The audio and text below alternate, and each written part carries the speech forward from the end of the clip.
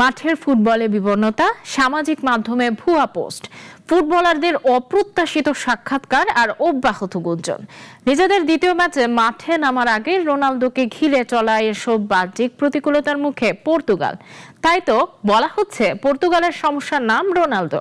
কিন্তু মূল প্রশ্ন হলো, এই সমস্যার সমাধান কিভাবে করবে পর্তুগাল?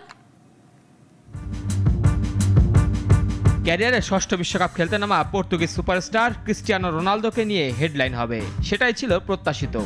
কিন্তু যেভাবে রোনালদো ভক্তরা আশা করেছিলেন, হয়েছে তার ঠিক উল্টো। সবকিছু শুরু প্রথম ম্যাচে ডিআর কঙ্গোর বিপক্ষে 1-1 গোলের ড্রয়ের সঙ্গে। ম্যাচটায় বিবর্ণ ছিলেন রোনালদো। এরপর CR7 সতীর্থ জোয়াও নেভেসের মাঠের এক সাক্ষাৎকার ঘিরে আলোচনা ওঠে সংবাদ মাধ্যমে। রোনালদো ভক্তদের তোপের মুখে পড়েন নেভেস ও ব্রুনো ফার্নান্দেসরা। এরই মাঝে নেভেসের সঙ্গী মাদালোনাকে জড়িয়ে ডিপফেক এক কমেন্টের জবাব দিয়ে আগুনে ঘি ঢালার উপক্রম করেন রোনালদোর সঙ্গী জর্জিনা রদ্রিগেজ। সব মিলিয়ে দ্বিতীয় ম্যাচে উজবেকিস্তানের বিপক্ষে মাঠে নামার আগে যেন রোনালদো প্রশ্নে বিভক্ত হয়ে পড়েছে পর্তুগাল শিবির।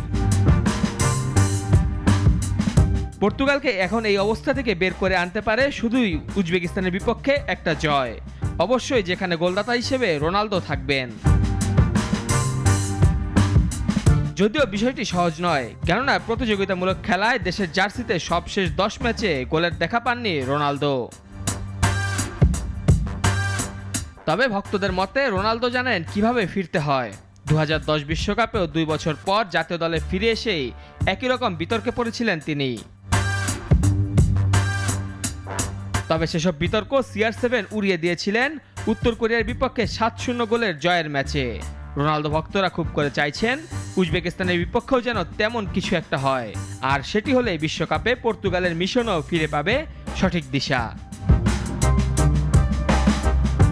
মেহেদী হাসান মুন্না, নাগরিক।